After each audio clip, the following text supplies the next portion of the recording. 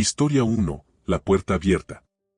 Trabajo en un turno de noche que me obliga a volver a casa pasada la medianoche. El metro de mi ciudad, a esas horas, no es un lugar que inspire confianza, pero es mi única opción. Una noche de martes, el vagón estaba completamente vacío, o eso creía yo hasta que, en la parada del centro, entró un hombre. No parecía un loco ni alguien peligroso a simple vista. Vestía un abrigo gris, algo desgastado, y llevaba un maletín de cuero que se veía muy viejo. Se sentó justo enfrente de mí. Yo estaba agotado, con la mirada fija en mi teléfono, intentando ignorar su presencia. Pero sentí que me observaba. No era una mirada furtiva, era un escrutinio pesado, como si estuviera analizando cada músculo de mi cara. Intenté cambiar de asiento, pero justo cuando me levanté, el metro dio un frenazo brusco, obligándome a sentarme de nuevo. El hombre aprovechó ese segundo de cercanía. Se inclinó hacia adelante, su rostro quedando apenas a unos centímetros del mío. Olía a algo extraño, no era tabaco ni sudor, olía a tierra mojada y a flores de funeral. Me miró fijamente a los ojos y, con una voz tan suave que apenas pude escucharla por el ruido del tren, dijo: «Deberías tener más cuidado con quien invitas a pasar a tu casa cuando crees que estás solo. Esa mujer que dejaste entrar hace 3 horas, la que ahora mismo está sentada en tu sofá esperando a que llegues, no tiene intención de dejarte dormir esta noche». El mundo se me vino abajo. Mi corazón saltó un latido. Vivía solo. No había invitado a nadie. Y, sobre todo, ¿cómo podía saber él que yo vivía solo? Sentí un impulso irracional de gritar, de correr hacia otro vagón, pero mis piernas no me respondieron. El hombre volvió a recostarse, abrió su maletín, sacó un libro viejo y comenzó a leer como si nada hubiera pasado. Yo estaba paralizado, el pánico recorriéndome la espalda como agujas de hielo. ¿Qué acabas de decir?», logré articular, con la voz quebrada. Él no levantó la vista del libro. Pasó una página con parsimonia y respondió: «Dije que la puerta no está cerrada con llave. Y ella, la que está adentro, no soporta el ruido de las llaves al entrar. Si haces ruido al abrir, te aseguro que no verás el amanecer». El tren llegó a mi parada. Las puertas se abrieron. Salí disparado hacia el andén, subí las escaleras corriendo, ignorando mis pulmones que pedían aire. En el camino a casa, mi mente era un caos. ¿Era un loco? ¿Un acosador? ¿Cómo sabía dónde vivía? Llegué a mi edificio y, con manos temblorosas, busqué mis llaves. Recordé las palabras del hombre: «Si haces ruido al abrir, no verás el amanecer». Intenté insertar la llave en la cerradura con una delicadeza absoluta, casi sin tocar el metal. Logré abrirla sin hacer un solo clic. Entré en la oscuridad total de mi pasillo. El silencio era absoluto, pero un silencio pesado, denso. Caminé hacia el salón, con el corazón en la garganta. La puerta estaba entreabierta. Me asomé lentamente, con la respiración contenida. Ahí estaba mi sofá. Estaba vacío. Solté un suspiro de alivio tan fuerte que casi me desmayo. Era una broma, un loco, un psicópata que quería asustarme. Me giré para encender la luz de la cocina, sintiéndome estúpido por haber tenido miedo. Entonces, escuché un susurro justo detrás de mi oreja, un susurro gélido, húmedo. «Te dije que no hicieras ruido, pero no te dije que no te escucharía llegar». Me quedé helado. No me atreví a girarme. Pero en el reflejo de la ventana de la cocina, que daba a la calle, vi algo que me hizo perder la razón. Detrás de mí, en la penumbra del salón, había una figura alta, pálida, con los dedos extremadamente largos, apoyados sobre mi hombro. No escuché nada más. Solo sentí cómo la mano de esa cosa se cerraba con fuerza sobre mi cuello. Y hasta el día de hoy, nadie sabe qué pasó en ese apartamento, porque cuando la policía entró al día siguiente por la denuncia de mis vecinos, no encontraron a nadie. Solo encontraron mi teléfono, grabando en el suelo, con este audio de mi propia voz gritando durante horas, mientras una voz que no era humana, una voz que sonaba como la del hombre del metro, tarareaba una canción de cuna en el fondo. Historia 2. El reflejo en el cristal. Era una tarde de noviembre, una de esas en las que el cielo tiene el color de un hematoma. Salí tarde de la oficina y decidí parar en un café de camino a casa. El lugar estaba prácticamente vacío, salvo por un hombre que estaba sentado en una mesa del fondo, mirando fijamente hacia la puerta de cristal que daba a la calle. Me senté en la barra, a unos metros de él. Mientras esperaba mi café, el hombre se levantó. Su movimiento fue inusualmente fluido, casi como el de un animal acechando. Pasó a mi lado para ir hacia la salida, pero se detuvo justo detrás de mi silla. Podía sentir su presencia, una frialdad antinatural que emanaba de su cuerpo. Pensé que me iba a pedir la hora o dinero, así que me tensé, listo para ignorarlo. Se inclinó hacia mi oído y, en lugar de un susurro, habló con una claridad cristalina que me hizo erizar la piel. No mires hacia adelante. Mira el reflejo en el cristal de la puerta que tienes justo enfrente. ¿Ves a las dos personas que están paradas detrás de ti? No te molestes en girarte, porque si lo haces, desaparecerán, pero si te quedas mirando el reflejo, verás como una de ellas está empezando a sonreír con tu propia boca. Me quedé petrificado. El miedo me golpeó como un bloque de hielo en el pecho. Me negaba a creerlo, me negaba a mirar. ¿Era una broma? ¿Un lunático? Pero su tono no era de alguien que está bromeando, era el tono de un médico dando un diagnóstico terminal. Es una estupidez, dije, tratando de que mi voz sonara firme, aunque temblaba como una hoja. El hombre soltó una carcajada seca, sin alegría alguna. No es una estupidez. La de la izquierda lleva ahí 3 días. La de la derecha acaba de llegar. Y créeme, la que acaba de llegar es mucho más impaciente que la otra. El hombre salió del café sin decir nada más. La campanilla de la puerta sonó con un tintineo agudo. Me quedé solo, con el corazón martilleando contra mis costillas. Sabía que no debía hacerlo, sabía que era lo más peligroso que podía ocurrir, pero la curiosidad fue más fuerte que mi instinto de supervivencia. Lentamente, con los ojos nublados por el pánico, levanté la vista hacia el cristal de la puerta. Al principio, solo vi el reflejo de la calle, las luces de los coches pasando y la acera vacía. Pero entonces, mis ojos se ajustaron. Ahí estaban. En el reflejo, detrás de mi silla, había 2 figuras. Estaban envueltas en sombras, con ropas raídas y facciones que parecían estar derritiéndose, como cera expuesta al fuego. Y el hombre del reflejo, el que estaba a la derecha, tenía razón, su boca se estaba estirando en una mueca antinatural, una sonrisa que era exactamente igual a la mía, una sonrisa que yo estaba intentando contener, pero que mis labios estaban empezando a imitar sin mi permiso. Sentí un dolor agudo en la mandíbula, como si alguien me estuviera obligando a abrir la boca. En el reflejo, vi cómo la figura a la derecha apoyaba su mano sobre mi hombro. En el mundo real, no sentí nada, pero en el cristal, vi cómo mi propia ropa se arrugaba bajo el peso de esa mano invisible. Grité y salí corriendo del café, dejando mi café intacto y mi bolso sobre la barra. Corrí hasta que mis pulmones ardieron, sin atreverme a mirar ningún escaparate, ningún espejo, ninguna superficie reflectante. Llegué a casa, cerré todas las cortinas, apagué todas las luces y me encerré en el baño. Cuando finalmente me calmé y me atreví a encender la luz para lavarme la cara, cometí el error de mirar al espejo del lavabo. Mi reflejo no estaba ahí. En su lugar, estaban esas 2 figuras, de pie, esperándome. Pero no estaban mirándome a mí. Estaban mirando hacia adelante, como si yo fuera quien estuviera al otro lado del cristal.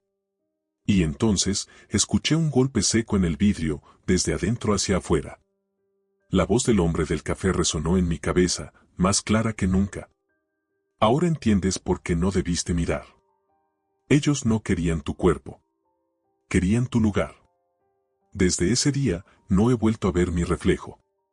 Vivo en una casa sin espejos. Pero a veces, cuando paso por el salón y el televisor está apagado, puedo ver, en la oscuridad de la pantalla negra, cómo esas 2 figuras se sientan en mi sofá, viendo cómo paso mis días tratando de recordar que se siente ser yo mismo. Historia 3. El asiento contiguo en el vuelo nocturno. Los vuelos transatlánticos de madrugada siempre tienen una atmósfera irreal. Las luces están apagadas, el zumbido de los motores es una cuna hipnótica y la mayoría de los pasajeros duermen. Yo estaba en el vuelo de las 2 de la mañana hacia Londres, sentado en la fila 14, asiento de ventanilla. A mi lado, en el asiento del pasillo, había un hombre mayor, de traje impecable pero con un rostro surcado por arrugas tan profundas que parecían cicatrices. No habíamos cruzado palabra desde el despegue. Cerca de la tercera hora de vuelo, mientras yo intentaba concentrarme en la pantalla frente a mí, el hombre se inclinó lentamente. No giró la cabeza para mirarme, mantuvo la vista fija en el respaldo del asiento delantero. Su voz, un susurro ronco y seco que se coló por encima del ruido de las turbinas, me heló la sangre al instante. Si valoras tu vida, no importa lo que escuches detrás de ti en los próximos 5 minutos, no te des la vuelta. Ni siquiera mires de reojo por la ventana. Las nubes no están vacías a esta altura, y lo que viene pegado al fuselaje está buscando contacto visual para poder entrar. Mi primer instinto fue reír nerviosamente. Pensé que era un pasajero borracho o alguien con un sentido del humor macabro que intentaba asustar a un desconocido para matar el aburrimiento. Pero cuando miré de reojo sus manos, vi que estaban aferradas a los reposabrazos con tanta fuerza que sus nudillos estaban blancos. Estaba aterrorizado. Disculpe, ¿se encuentra bien?, le pregunté, bajando la voz.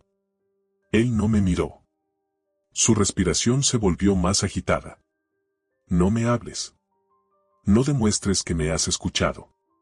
Si saben que estamos alerta, golpearán el cristal. Solo, mantén la vista al frente. Me quedé en silencio, con el corazón latiendo desbocado. La cabina estaba en penumbra. Pasó 1 minuto. Luego 2. El zumbido constante del avión parecía haberse amortiguado, como si estuviéramos volando a través de algodón. Y entonces, lo escuché. Justo detrás de mi asiento, en la fila 15, que yo sabía perfectamente que estaba vacía cuando embarcamos, escuché un sonido húmedo. Era el sonido de algo arrastrándose, como carne desnuda frotándose contra el cuero de los asientos. Acompañando ese sonido, había una respiración errática, un siseo prolongado que no sonaba humano. El impulso de girarme fue abrumador. Mi cerebro racional me gritaba que solo era turbulencia, o alguien que se había levantado al baño. Pero mi instinto de supervivencia me mantenía clavado al asiento, recordando las palabras del hombre. De repente, un golpe sordo resonó en la ventanilla, a centímetros de mi cabeza. No fue un pájaro. Fue un golpe seco, como el de unos nudillos nudosos golpeando el grueso cristal de policarbonato. Tap, tap, tap. No mires, susurró el hombre a mi lado, y por primera vez noté que estaba llorando. Las lágrimas resbalaban por sus arrugas sin que él parpadeara. Si los miras, te reconocerán. Y si te reconocen, te esperarán cuando aterrices. El golpeteo en la ventana se volvió más frenético.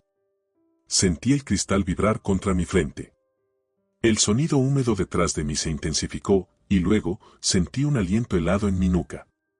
No era el aire acondicionado. Olía a ozono, a metal oxidado y a sangre vieja. Una voz, que sonaba como 1000 voces susurrando al mismo tiempo, pronunció mi nombre, no el que uso ahora, sino el nombre que tenía mi abuelo y que casi nadie conoce. Cerré los ojos con tanta fuerza que vi estrellas. Me aferré al cinturón de seguridad y recé a cualquier cosa que pudiera escucharme. El golpeteo se detuvo abruptamente. El frío se disipó y el ruido habitual del avión regresó de golpe. Cuando abrí los ojos, las luces de la cabina se encendieron suavemente para anunciar el desayuno. Me giré hacia el hombre del pasillo para preguntarle qué demonios acababa de pasar. El asiento estaba vacío. Llamé a la azafata, presa del pánico. Le describí al hombre, su traje, sus arrugas. Ella me miró con confusión y algo de lástima. Señor, me dijo con voz calmada, usted ha tenido ese asiento para usted solo todo el vuelo. De hecho, el asiento 14 se está averiado, no asignamos a nadie ahí desde hace semanas. Cuando me levanté para ir al baño, mis piernas apenas me sostenían. Al pasar por la fila 15, me detuve. El asiento estaba impecable. Pero en la pequeña ventana ovalada, justo al lado de donde yo había estado sentado, había algo que casi me hace perder el conocimiento. Por el lado de afuera del cristal, a 10.000 metros de altura, había una marca perfecta de una mano. Una mano con 6 dedos, presionada contra el vidrio, como si alguien hubiera estado apoyado, mirando hacia adentro. Historia 4. La lista del supermercado. Era una noche de domingo, de esas en las que el insomnio te obliga a salir de casa solo para sentir que haces algo con tu vida. Fui al supermercado 24 horas que queda a pocas manzanas. El lugar estaba desierto, con el zumbido constante de los congeladores siendo el único sonido que acompañaba mis pasos. Estaba en el pasillo de los productos de limpieza, revisando una lista mental de lo que necesitaba, cuando me di cuenta de que no estaba solo. Al final del pasillo, un hombre estaba parado, mirando fijamente un estante de lejía. No se movía. Tenía una postura encorvada, como si cargara un peso invisible sobre los hombros. Cuando pasé por su lado, intentando mantener una distancia prudente, él ni siquiera giró la cabeza. Pero justo cuando mis pies iban a cruzar su posición, habló. Su voz era plana, sin ninguna emoción, como si estuviera leyendo una lista de la compra. Es curioso cómo la gente cree que con un poco de lejía y guantes de goma se puede borrar el pasado. Pero la sangre es más terca de lo que los libros de crímenes dicen, ¿no crees? Me detuve en seco. Mi corazón golpeó mi pecho con tal fuerza que sentí que se me saldría por la boca. No era una broma. Él no estaba hablando de una mancha de vino. Estaba hablando de algo que ocurrió hace 6 años, en mi antiguo apartamento, algo de lo que nunca hablé con nadie, algo que quedó enterrado bajo el secreto más absoluto de mi vida. ¿Qué acabas de decir? Logré susurrar, con los labios secos. El hombre se giró lentamente. No tenía nada de especial, ropa común, ojos cansados, piel pálida. Pero sus ojos tenían una intensidad que me hizo sentir que me estaba diseccionando vivo. Lo más perturbador que te han dicho nunca no es una amenaza, continuó, ignorando mi pregunta. Lo más perturbador es darte cuenta de que el desconocido que te habla no es un extraño. Es la consecuencia de tus actos que finalmente te ha alcanzado. ¿De verdad pensaste que podría vivir el resto de tu vida como si nada hubiera pasado? Como si esa persona no siguiera ahí, en el suelo de ese viejo cuarto, esperando a que alguien la encuentre. El aire en el pasillo se volvió irrespirable. Sentí que las paredes del supermercado se cerraban sobre mí. ¿Cómo podía saber eso? ¿Cómo podía conocer el detalle del cuarto? Nadie sabía nada. Yo me había mudado, había cambiado mi nombre, mi ciudad, mi vida entera. No sé de qué hablas, dije, tratando de retroceder, pero mis piernas no respondieron. Debes estar confundido. El hombre dio un paso hacia mí. Su expresión cambió por un segundo, de la frialdad pasó a una sonrisa, pero no una sonrisa de felicidad, sino una de puro terror, una mueca que parecía un desgarro en su rostro. Oh, no estoy confundido. He estado esperándote aquí cada domingo durante 3 años. Porque sabía que, tarde o temprano, la culpa te traería a un lugar donde pudieras comprar los productos necesarios para limpiar un nuevo desastre. Sacó de su bolsillo un teléfono móvil viejo, de esos con tapa. Lo abrió y, en la pantalla, no había ninguna foto, solo un contador. Un contador de tiempo que estaba bajando, 05, 04, 03. Cuando llegue a 0, susurró, la policía recibirá una llamada anónima. Y en el registro de esa llamada, tu voz será la que confiese todo. No porque tú quieras, sino porque ya está grabado. Ya está hecho. El contador llegó a 0. Un sonido de marcado de teléfono resonó en el pasillo, un sonido fuerte y claro, como si hubiera un altavoz escondido.